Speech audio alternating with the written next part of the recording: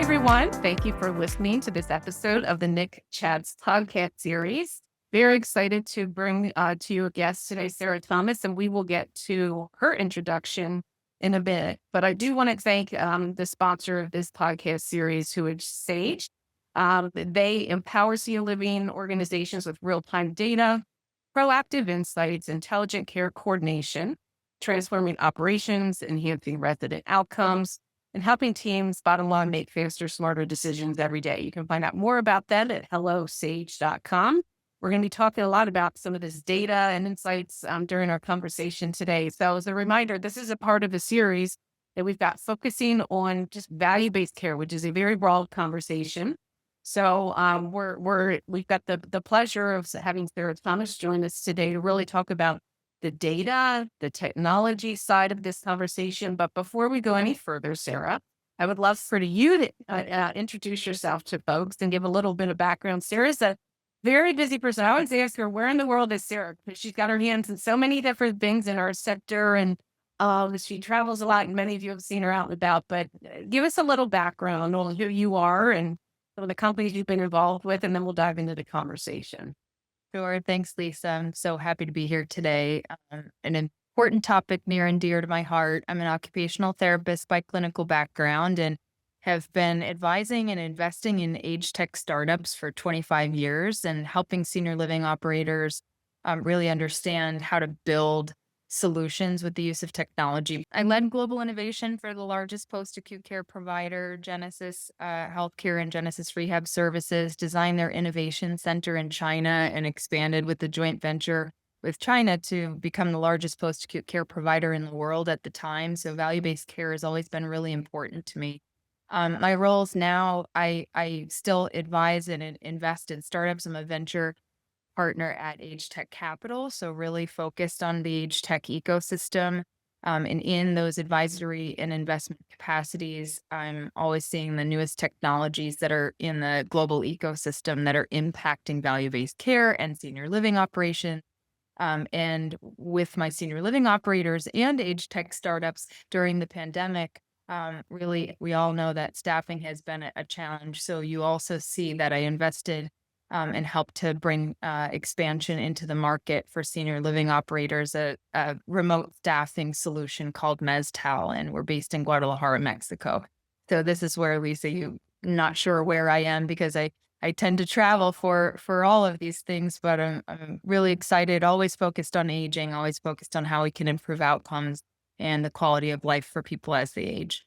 Well, that's awesome. And I just learned a lot of things about you that I didn't know before. That's very cool. So, so you got your background with being boots on the ground.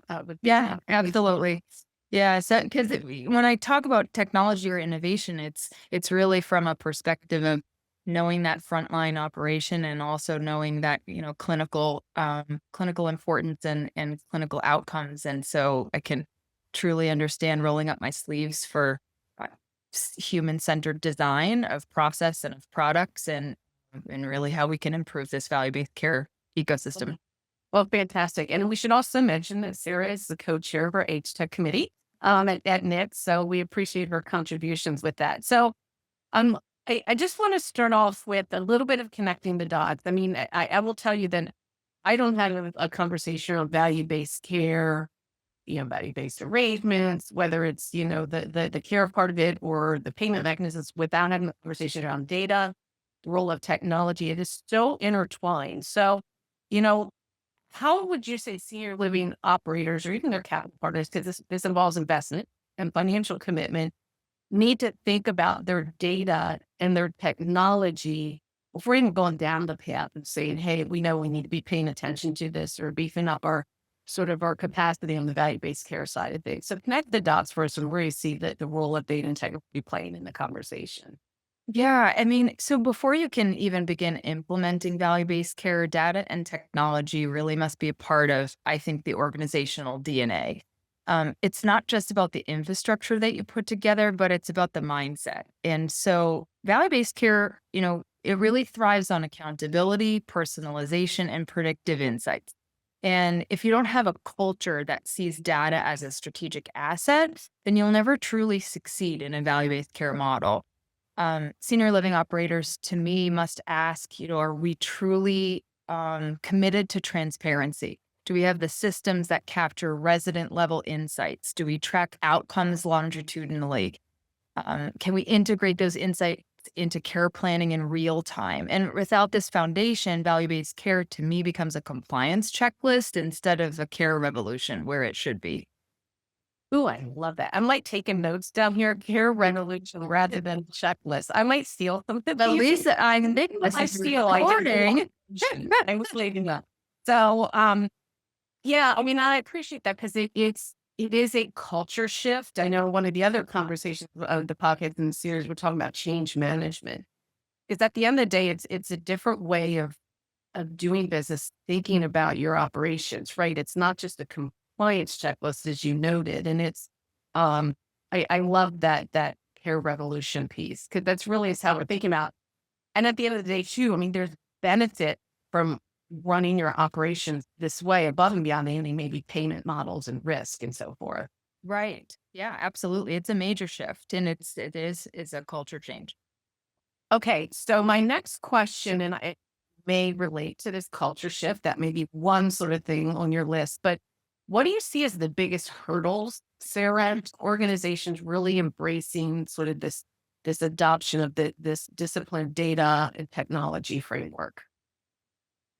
Well, right now, let me focus on the senior living operator and when we're talking about the hurdles, because I know there's the capital provider too. But in this Yeah. case, I think historically we were built without the medical complexity or risk bearing models in mind.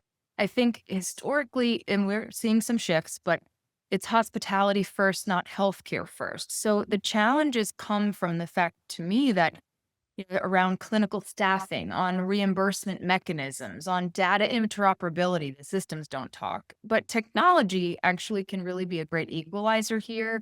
I think, for instance, remote patient monitoring and ambient sensors really can augment your staffing, or predictive analytics can help identify risk trajectories before they result in hospitalizations. And most importantly, I think tech also allows us to extend care without expanding the footprint, which today's is What really critical.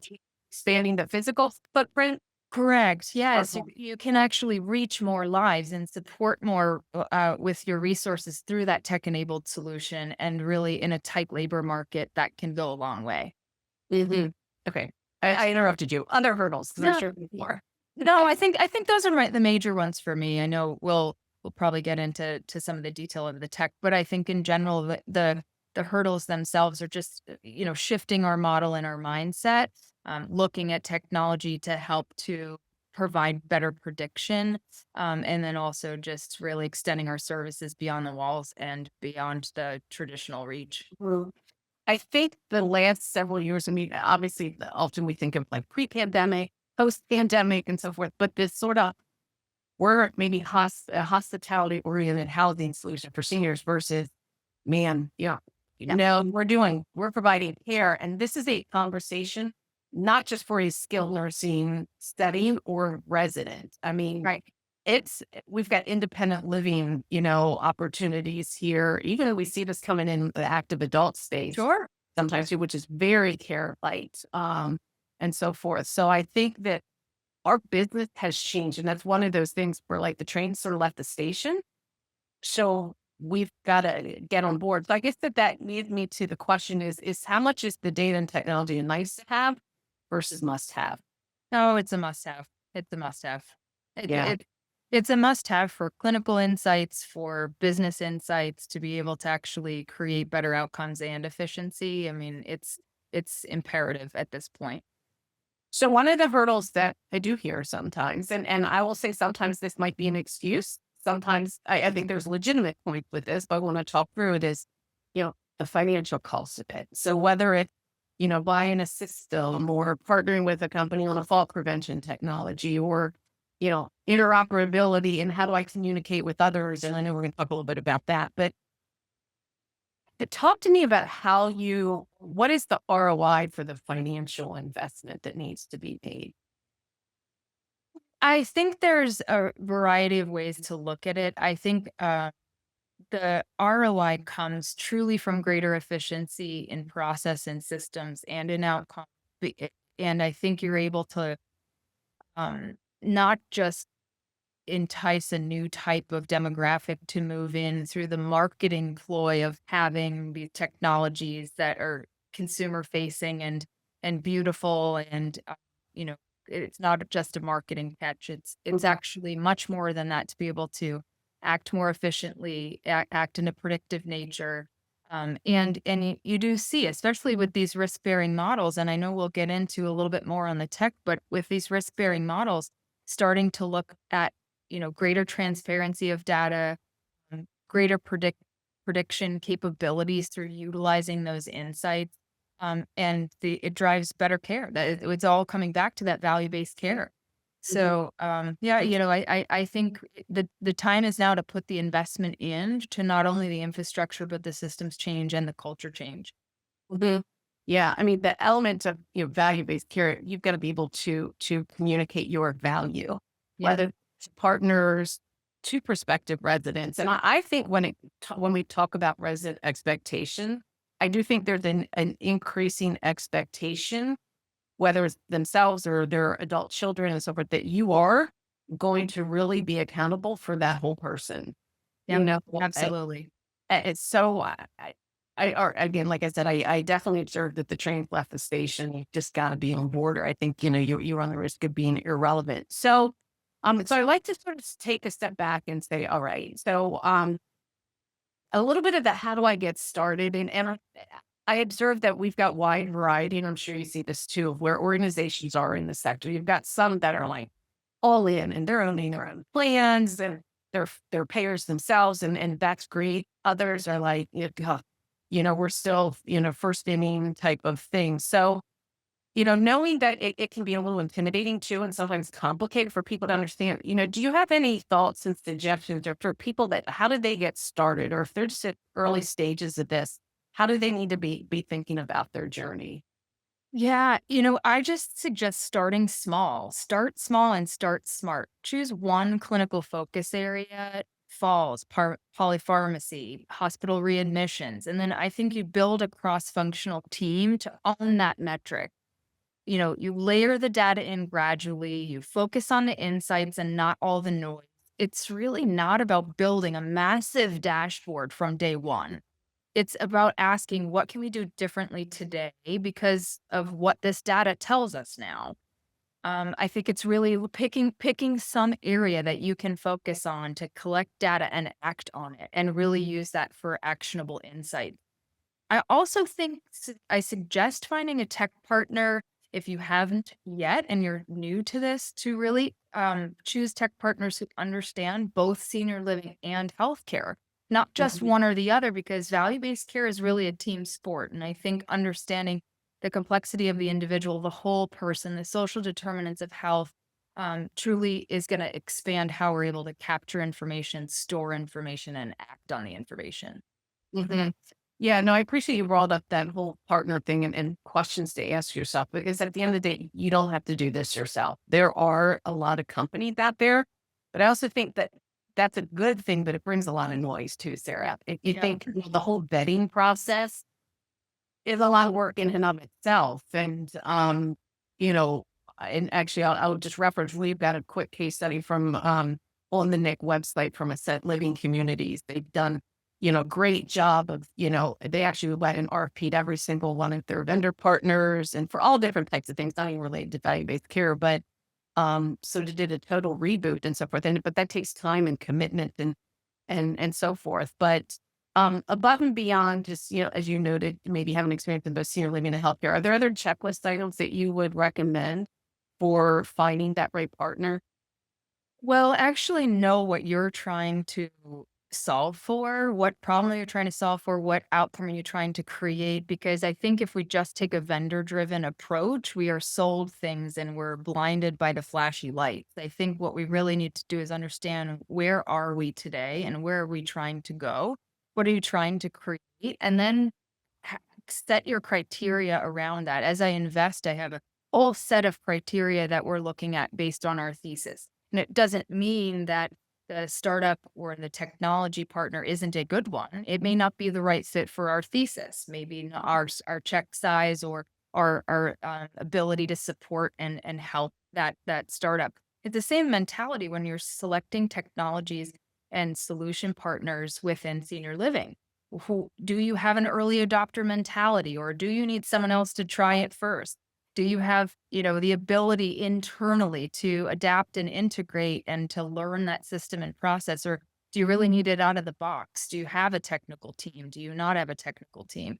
There's just, I think you have to know where you're trying to go and what solution and problem you're trying to solve for before looking at tech, because otherwise you just get blinded by siloed solutions and it's very hard to integrate them afterwards, never mind actually implement them. Yeah.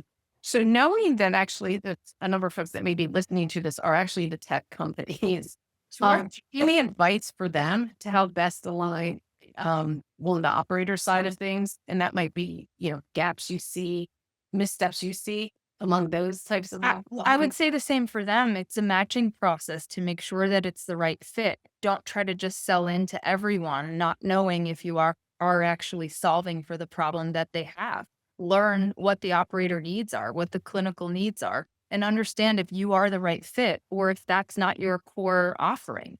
And, how can you potentially adapt to what their needs are? Understand what their sales cycle's like, understand who the decision makers are, try to look actually at what outcome are they trying to create, not what you do best for others, but what can you do with this group. And if it's not the right fit, know that early on and don't sell into it, because it's just a mismatch from the start and it's problematic with integration and implementation across the board. Yeah. And again, I think it's, I would say, a good problem to have. There are a lot of solutions and companies out there. So, that's the one thing, I've in the past done some counts, even looking at some of the trade shows and the exhibit halls and how many companies there are around data and technology. And it's like every year it just grows and grows. So it is a lot to navigate, but we do have some options. So I want to get to the telling the story piece a little bit. And you referenced a couple. So like what on the data side of things, are there top things where you feel like should be priorities or what is being measured? And then after we talk about that, I want to get into how you communicate that to sort of partners and others. But what should I be measuring as I'm thinking about this value-based care environment? What are those data points that you see as priorities? Um, for me, it's not really if you're looking at saying what types of data are the most valuable, I would Okay. say it's really the fusion of the data types that matters. Understanding clinical data gives us the what. And then you have to look at social determinants of health that gives us the what.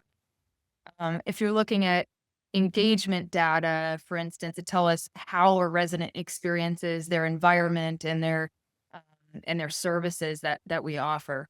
So when you bring these together, you're getting this 360 view of the resident, and not just as a patient, but a whole person, as we talked about earlier. That's so important. And that's really where the power of the value-based care really comes alive. Mhm. That 360 view of all of that information. So for value-based care as well, we need that clinical, that social, and to me, that engagement data. Yeah. I love the social determinants of health conversation. We could talk about that one forever. Oh my gosh, so closely linked. But we'll maybe do another conversation on that one someday. So interoperability, and I might be using that term wrong, but I think you'll get the point of where I'm going. Data interoperability, integration, knowing that part of the value-based care conversation is going to involve partners, whether that's with a physician group, a payer, oh, what ACO network, all of the above, and then some. Wh- What do we need to be doing to set ourselves up for that communication front and integration?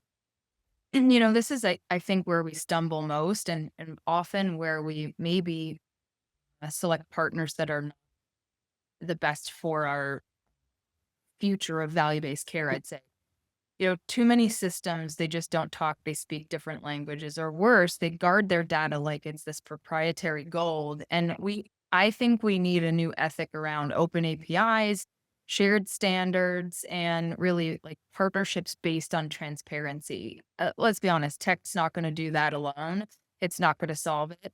It really requires contractual alignment as well, understanding and aligning governance around how we're managing that relationship. And then I think an inherent shared belief that the resident owns their data and not the vendor. Because if we're not looking at actually true transparency and true alignment of this information, we're not going to be able to act on it together in a way that's interoperable.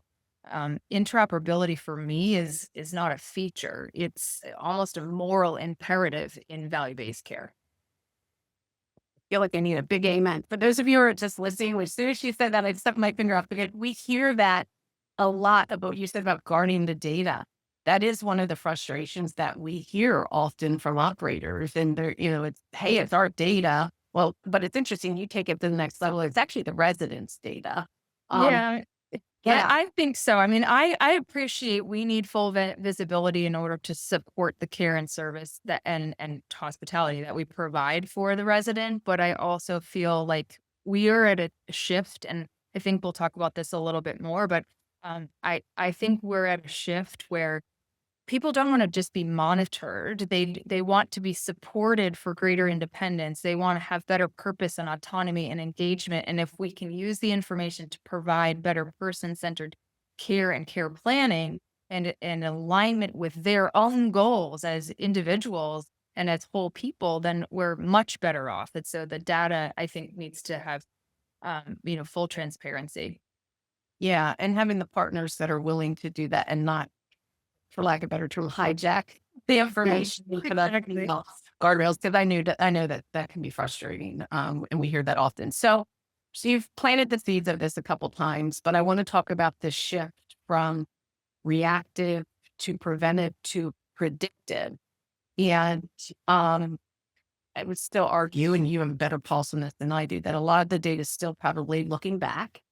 Maybe we're making some progress with real time, however you define real time, what the guardrails are with that. I still think we've got a ways to go on the predictive front, but my goodness, I mean, there's such exciting opportunities. Like if you could know, because all these pieces are talking that Mrs. Smith is a 10 for fall today because something happened in the last 2 hours or what. I'm just making stuff up, but um, I love your thoughts on that, where you think we are as a sector, where we need to go. Obviously this is under the umbrella of the value-based care, but I think it's bigger than that too. But I just love to spend a few minutes chatting about that one because it's exciting.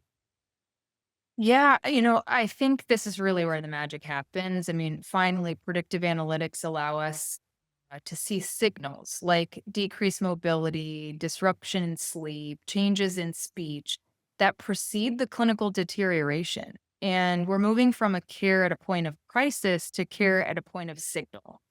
And, when we pair this with relational insights such as, social withdrawal or changes in engagement levels, we can intervene in a way that's not only medically sound, but emotionally intelligent. And we're actually able to be much more proactive, I think, in senior living. Yeah, and I just think that's so exciting. Can you give some examples of like where that would come into play? Something that might be again more predictive or proactive. What would be a scenario? Yeah. So I think, what, when we're looking at, maybe look at the application of how kind of analytics tools have improved or personalization or wellness. So if you look at like AI driven and conversational platforms, we can learn residents' behavior patterns. We can flag anomalies in their speech or their affect, their mood, and that's critical for early signs of depression or cognitive impairment. We can actually look. Another example is kind of the machine learning platforms that adjust medication recommendations based on real time vitals and risk profiles that are taken into consideration. So that is really powerful when you're managing chronic conditions or polypharmacy. We're really seeing this personalization move from what was aspirational to really something automated and precise. It takes that human guessing out of it and allows us to be acting on that data and the systems themselves improve that personalization. Mm.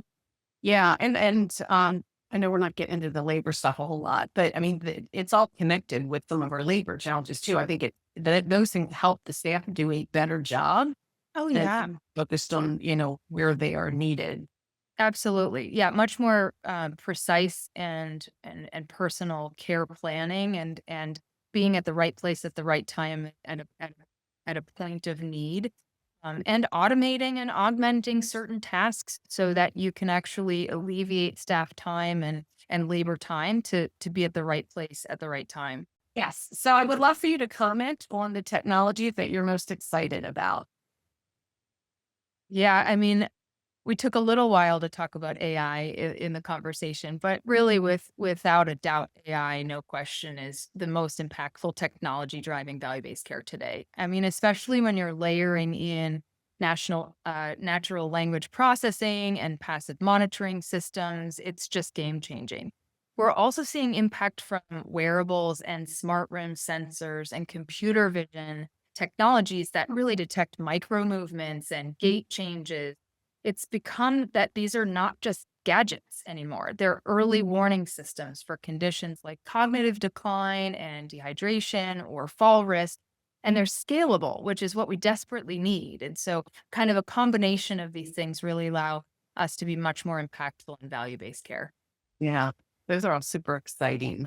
So I would just ask you to paint a picture of where you hope we are as a sector 5 years from now, 10 years from now, wherever, however you out far out you want to go. Like, what's your vision of where you hope we progress to?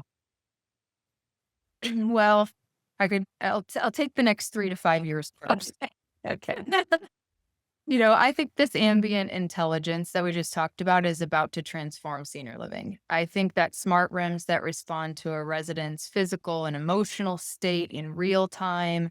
Also, think about the smart rims capturing movement of the staff and the ability to automatically bill or automatically document movement and service. I mean, the smart room is becoming smarter for both sides of the equation. I think that's going to be transformative.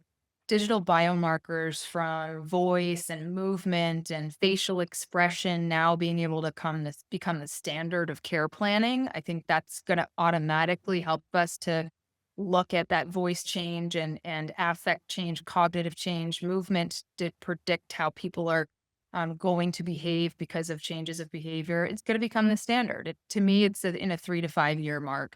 I also think since we're talking about value based care, we shouldn't overlook the payer provider convergence right now. I think more senior living operators may soon become risk bearing entities themselves if they aren't already. And I think that the organizations that are preparing for this now, either data wise or culturally, really will lead in the future. Yeah. All that stuff, some of that stuff's wild for me to get my arms around. And you live that more than I do every day. I've sat in some demos and some of this stuff, and it's pretty cool. Well, Yeah, it really is. And, I think if we wanted to jump to the 10-year mark, in this data and the tech adoption in value-based care, if we were just kind of bridging what I think will happen in the next 5 years compared to 10, I really don't want to be having this conversation anymore. In 10 years, I don't want to talk about tech yeah, adoption. I sure. don't want, I don't want it to be a separate thing. I want it to be baked in like electricity. I want every care plan to be dynamic and data driven and personalized. And I want really residents to move from being these recipients of care to kind of these co-authors of their wellness journey. I want them to really, be on just fully inclusive in their environments and in their journeys. And then if I had a dream for 10 years, it would be that senior living communities are finally recognized as true clinical partners in the continuum and not just custodial settings. And not that I believe that we are that today, but I want the perception to be that we are really recognized as clinical partners. Yeah. That's an awesome vision. I hope we're there soon. Yeah. Well, thank you for sharing your time. Sarah Thomas again with us on the NIC Chats broadcast. And we thank our sponsors at Sage. So you can check out more of our podcasts at nic.org. Thanks for being with me today, Sarah. Great. Thanks, Lisa.